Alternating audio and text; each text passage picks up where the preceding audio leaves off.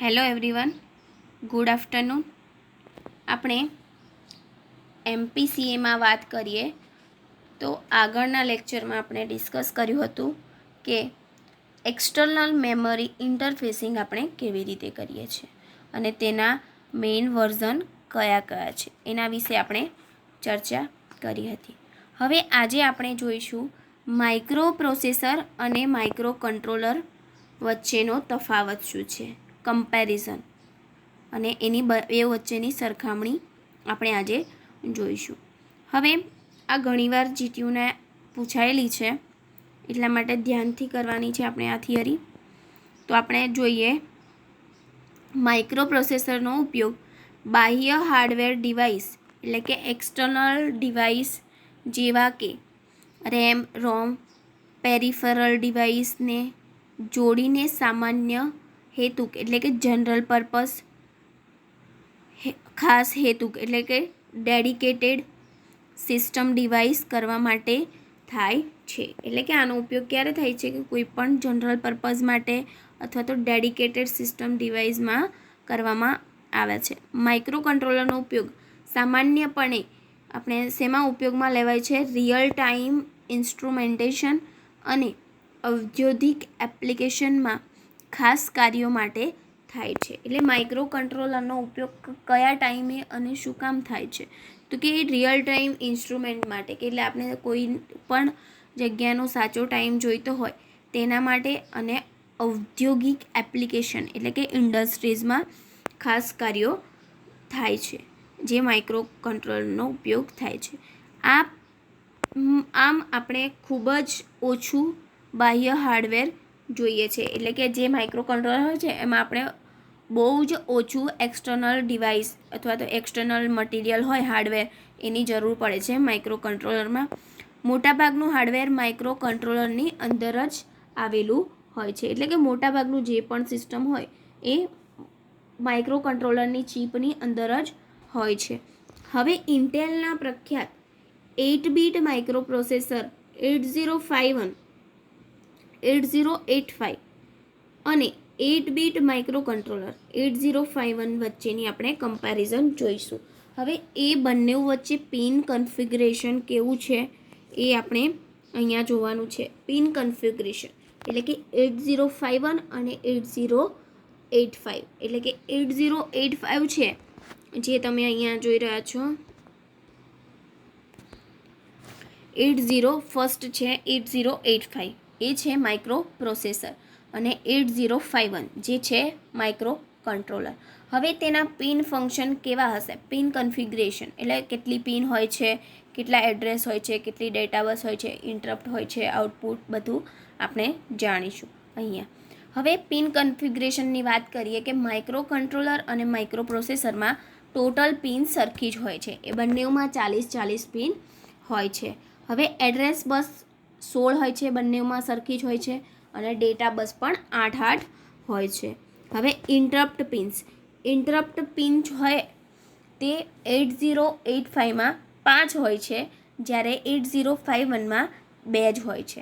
Input output port pin એટલે કે input અને આઉટપુટની પિન જે હોય છે એ કેટલી હોય છે તો ઇનપુટ આઉટપુટની પિન માઇક્રો પ્રોસેસરમાં 2 જ હોય છે, જ્યારે માઇક્રો કંટ્રોલરમાં 32 હોય છે. કેમ કે પોર્ટ કેટલા માઇક્રો કંટ્રોલરમાં 4 પોર્ટ આવેલા છે અને ચારેય પોર્ટમાં 8 મેમરી 8 રજિસ્ટર હોય છે. એટલે 8 ચોકાના 32 ઇનપુટ આઉટપુટ પોર્ટ્સ હોય છે. એટલે કે બધા જ પોર્ટ ઇનપુટ આઉટપુટ પોર્ટ તરીકે ઉપયોગમાં લેવાય છે. એટલે માઇક્રો કંટ્રોલરમાં 32 ઇનપુટ આઉટપુટ પિન હોય છે. હવે તેનું આર્કિટેક્ચર કેવું છે એ જોઈશું. તો એનું આર્કિટેક્ચરમાં 8-બીટ રજિસ્ટર એટલે 8 બીટના રજિસ્ટર કેટલા હોય છે માઇક્રો પ્રોસેસરમાં તો 8 બીટના રજિસ્ટર 7 હોય છે, જ્યારે માઇક્રો કંટ્રોલરમાં 34 હોય છે. 16 બીટના રજિસ્ટર 2.5 જેટલા હોય છે અને પેલામાં 2 જેટલા હોય છે. સ્ટ્રેક સાઇઝ એટલે સ્ટ્રેકની સાઇઝ કેટલી હોય છે તો કે માઇક્રો પ્રોસેસરમાં કોઈ રેગ્યુલર સાઇઝ નથી, એટલે ફિક્સ નથી હોતું કે આટલી જ સાઇઝની હોય છે, જ્યારે માઇક્રો કંટ્રોલરમાં 128ની સાઇઝ હોય છે. ઇન્ટરનલ રોમ એટલે કે ઇન્ટરનલ રોમ કેટલી હોય છે? જે ઇન્ટરનલ રોમ છે જે માઇક્રો પ્રોસેસરમાં 0 હોય છે અને માઇક્રો કંટ્રોલરમાં 4 કિલો બાઇટ હોય છે. કેટલી હોય છે? 4 કિલો બાઇટ હોય છે. હવે નેક્સ્ટ છે ઇન્ટરનલ રોમની વાત થઈ, હવે રેમની વાત કરીશું.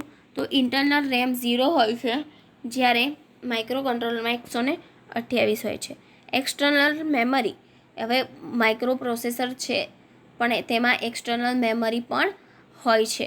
તો એ એક્સટર્નલ મેમરી 60 કિલો બાઇટ જેટલી માઇક્રો પ્રોસેસરમાં હોય છે અને તેના કરતાં વધારે પણ માઇક્રો કંટ્રોલરમાં હોય છે જે 128 કિલો બાઇટ છે.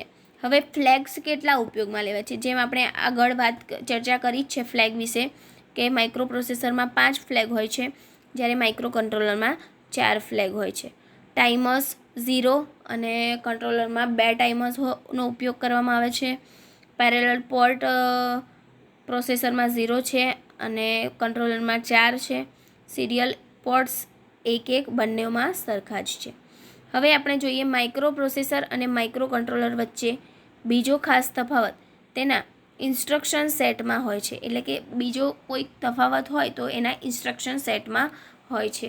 હવે માઇક્રો પ્રોસેસરમાં બાહ્ય ગતિવિધિ માટે ઘણી ઇન્સ્ટ્રક્શન હોય છે. એટલે કે માઇક્રો પ્રોસેસરમાં ઘણી બધી ઇન્સ્ટ્રક્શન હોય છે જ્યારે માઇક્રો કંટ્રોલર ઇન્સ્ટ્રક્શન મોટે ભાગે આંતરિક ગતિવિધિ જ હોય છે. એટલે કે ઇન્ટરનલમાં જ હોય છે. બધી જે પણ સ્પીડ નક્કી કરવાની હોય તેની ગતિ જે પણ હોય તે અંદર જ હોય છે માઇક્રો કંટ્રોલરમાં, જ્યારે પ્રોસેસરમાં બહાર હોય છે, એક્સટર્નલ ગતિવિધિ હોય છે. હવે બાહ્ય ગતિવિધિ માટે માઇક્રો કંટ્રોલર જૂજ ઇન્સ્ટ્રક્શન ધરાવે છે. એટલે કે બાહ્ય ગતિવિધિ હોય, એક્સટર્નલ કોઈ પાર્ટ કનેક્ટ હાર્ડવેર જોઈન્ટ કરવાનું હોય તો તે માઇક્રો કંટ્રોલર જૂજ ઇન્સ્ટ્રક્શન ધરાવે છે. હવે માઇક્રો પ્રોસેસર બીટ ઓરિએન્ટેડ ના હોવાથી તેમાં બીટ પર કાર્યો કરવા માટે કાં તો ઇન્સ્ટ્રક્શન હોતી નથી અથવા તો જૂજ હોય છે. હવે કંટ્રોલરમાં બીટ સ્તરે કામ, જે પણ કંટ્રોલર છે એમાં બીટ સ્તરે જે કામ કરતા હોય તે કરવા ઘણી ઇન્સ્ટ્રક્શનનો ઉપયોગ કરવામાં આવે છે અને એ જે બીટ સ્તરનો કાર્ય થાય છે અને ઝડપે કાર્ય અથવા તો કોઈ પણ ઝડપી કાર્ય કરવું હોય, નિયંત્રણમાં લાવવું હોય તેના માટે જૂજનો ઉપયોગ થાય છે.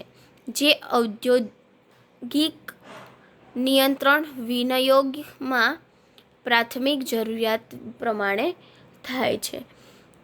હવે માઇક્રો પ્રોસેસર દ્વારા વધુ બાઇટની ઇન્સ્ટ્રક્શનનો વપરાય છે. એટલે કે માઇક્રો પ્રોસેસરમાં વધુ બાઇટોનો ઇન્સ્ટ્રક્શન વપરાય છે જે વધારે સમય લે છે. એટલે કે એ માઇક્રો પ્રોસેસર કંઈ પણ પ્રોસેસ કરતાં વધારે સમય લે છે. હવે જ્યારે માઇક્રો કંટ્રોલર દ્વારા 1 કે 2 બાઇટની ઇન્સ્ટ્રક્શન વપરાતી હોવાથી અમલ ઝડપથી થાય છે. એટલે માઇક્રો કંટ્રોલર ખાલી 1 અથવા તો 2 જ બાઇટનો ઉપયોગ કરે છે. એટલા માટે 2 જ ઇન્સ્ટ્રક્શન વપરાતી હોવાથી એની ઝડપ વધારે છે. પરિણામે પ્રોગ્રામરને પ્રોગ્રામ લખવામાં વધારે સમય અને મહેનતની જરૂર પડતી છે. એટલે કે એમાં પ્રોગ્રામ લખવા અને વાંચવા વધારે મહેનતની જરૂર પડે છે. આધુનિક સોફ્ટવેર ટૂલ્સ દ્વારા આ પ્રશ્નનું નિરાકરણ મેળવી શકાય છે. એટલે કે હવે અત્યાધુનિક સોફ્ટવેર આવ્યું છે ટૂલ્સ, તેના ઉપયોગથી આપણે આ પ્રશ્નનો સોલ્વ કરી શકીએ છીએ. હવે લાસ્ટ ટોપિક છે આપણા 3rd ચેપ્ટરનો મોસ્ટ આઈએમપી, માઇક્રો કંટ્રોલરના ઉપયોગો કઈ જગ્યાએ થાય છે. હવે માઇક્રો કંટ્રોલરનો ઉપયોગ નાના સ્તરની એપ્લિકેશન, એટલે કે એકદમ નાના સ્તરની એપ્લિકેશન જેમ કે રમકડાથી માંડીને મોટા સ્તરની એપ્લિકેશન જેમ કે રોબોટિક્સ, બધી જ જગ્યાએ માઇક્રો કંટ્રોલરનો ઉપયોગ થાય છે. હવે માઇક્રો કંટ્રોલર 4 બીટથી લઈને 32 બીટની સાઇઝમાં મળે છે. એટલે કે માર્કેટમાં કેટલા બીટના માઇક્રો કંટ્રોલર અવેલેબલ છે? 4 બીટથી લઈને 32 બીટ સુધીના સાઇઝની ઉપયોગ કરી શકાય છે. હવે આપણે જોઈએ કે 4 બીટનું માઇક્રો કંટ્રોલર કઈ કઈ જગ્યાએ વપરાય છે. તો 4 બીટનું માઇક્રો કંટ્રોલર એ ઓછી કિંમત અને મોટા જથ્થામાં વપરાય છે. એટલે કે આની કિંમત કેવી હોય છે? ઓછી હોય છે અને વધારે પડતા જથ્થામાં તેનો ઉપયોગ થાય છે. જેમ કે મોટા જથ્થામાં ઉત્પાદિત રમકડા માટે થાય છે. એટલે 4 બીટનું જે નાનામાં નાનું માઇક્રો કંટ્રોલર છે તે મોટા પ્રમાણમાં રમકડાના ઉત્પાદન માટે થાય છે. એક્ઝામ્પલ તરીકે હિટાચી, નેશનલ, તોશિબા વગેરેમાં થાય છે. હવે 8 બીટનું જે માઇક્રો કંટ્રોલર હોય છે તે વધારે પડતું જ ઉપયોગમાં લેવાય છે, ખૂબ જ વપરાય છે. તાપમાન નિયંત્રણ કરવા માટે, પેરામીટરની દેખરેખ કરવા માટે, નિયંત્રણમાં ખાસ કરીને નિયંત્રણ અને દેખરેખ માટેની એપ્લિકેશનમાં વપરાય છે. એટલે કે કોઈપણ કંટ્રોલર, કોઈપણ વસ્તુનું નિયંત્રણ કરવું હોય, ક્યાં તો એનું ટેમ્પરેચર માપવું હોય, ક્યાં તો કોઈપણ પેરામીટરની દેખરેખ એટલે કે સંભાળ રાખવી હોય તો આપણે 8 બીટ માઇક્રો કંટ્રોલરનો ઉપયોગ કરીશું.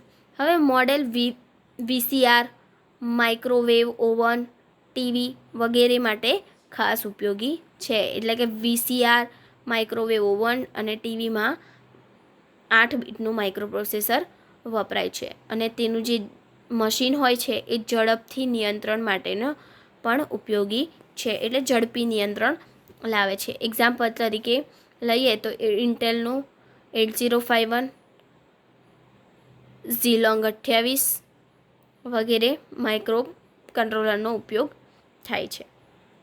હવે 16 બીટ માઇક્રો કંટ્રોલરનો ઉપયોગ કઈ કઈ જગ્યાએ થાય છે?